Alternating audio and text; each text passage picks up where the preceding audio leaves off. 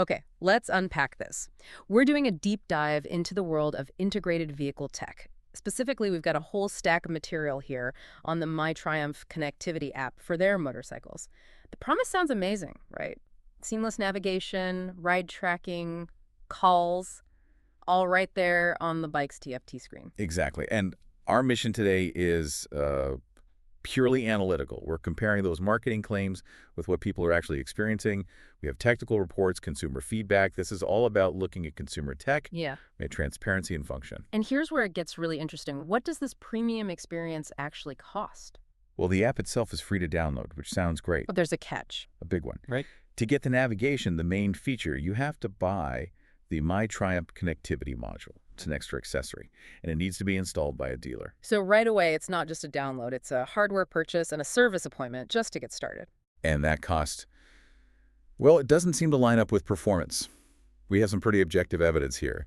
The app has a reported 1.94 out of 5 stars on the Google Play Store. Oof. 1.94. That's brutal. But is that just a few loud, frustrated riders? What's the core issue here? It seems to be a pervasive problem.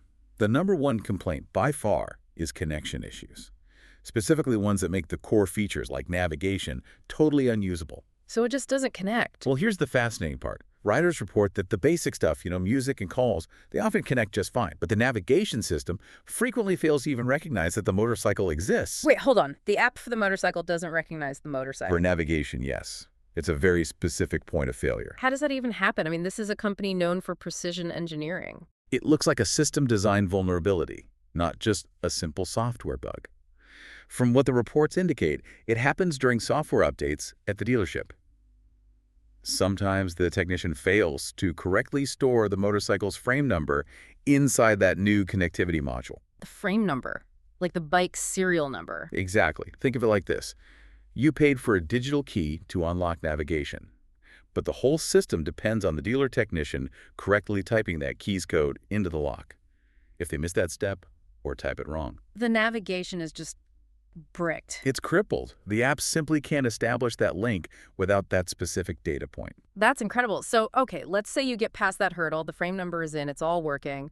What's the actual navigation experience like when you're on the road? This is where it gets a little bizarre. Unlike pretty much any GPS app on your phone, if you miss a turn, it doesn't just recalculate a new route. What does it do? It tells you to make a U-turn, to go back to the exact point you missed. On a busy road, that sounds like more than an annoyance. That could be a genuine problem. It could be. And there's more. Other users report that if you plan a route and then close the app, even for a second, Let me guess, the route is gone. it disappears completely. You have to start over.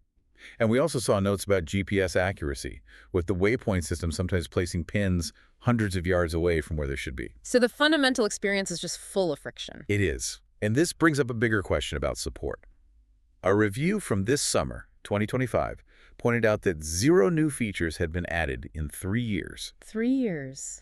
So you have this paradox, right?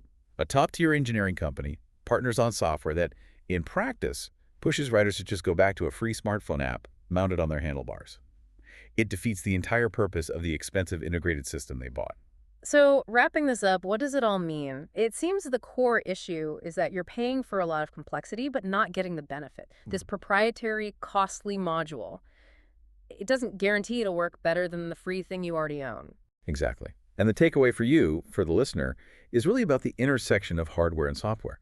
When you buy these premium integrated accessories, be aware that a reliance on dealer-specific setups, like that frame number entry, can create a single point of failure that really impacts how useful the thing is day to day. Okay, so here's a final thought to leave you with.